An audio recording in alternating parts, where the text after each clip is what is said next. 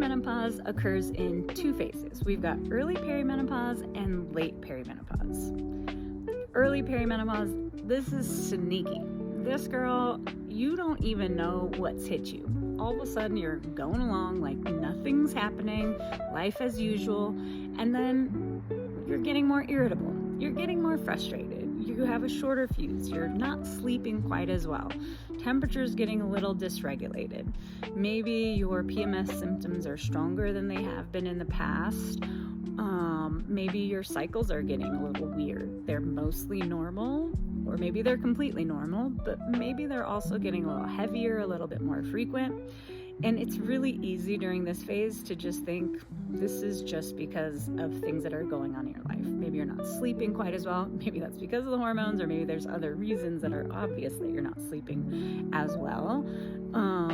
Maybe you have a lot of stress going on. You got a lot going on. So there's a lot of reasonable reasons for the ways that you feel. However, late perimenopause, these symptoms start to kind of reach a crescendo. They're becoming more obvious, demanding more of your attention, really clearly saying something is off here. And that could be more hot flashes, night sweats, more irritability, sadness, much more difficulty sleeping. And cycles during the late perimenopausal phase tend to be less regular, a little less frequent, maybe heavier, maybe lighter, just kind of a little bit more all over the place. There is no diagnosis for perimenopause other than age and symptoms. So as long as you're in your mid-30s or older and you're having symptoms, you're probably in perimenopause, which just means that your hormones are shifting towards menopause. That happens for sometimes 10 years. So perimenopause, just that transitional phase. In terms of blood tests to diagnose perimenopause, there's no diagnosis based on blood work. However, there are lab tests that can give us some clues. For example, in early perimenopause, we know that progesterone tends to decline first.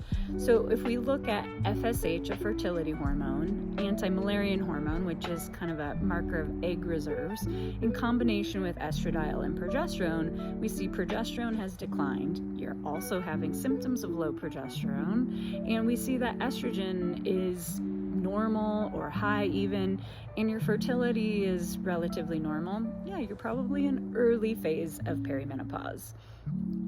In late perimenopause, if we're looking at the hormones, we're typically expecting to see estrogen that's starting to decline. So you'll see that first decline in progesterone that will be persisting into late perimenopause.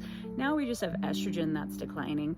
Often in this phase, you'll start to see FSH, that fertility marker around ovulation, be going up, and you might see that anti-Müllerian hormone, egg reserves, going down.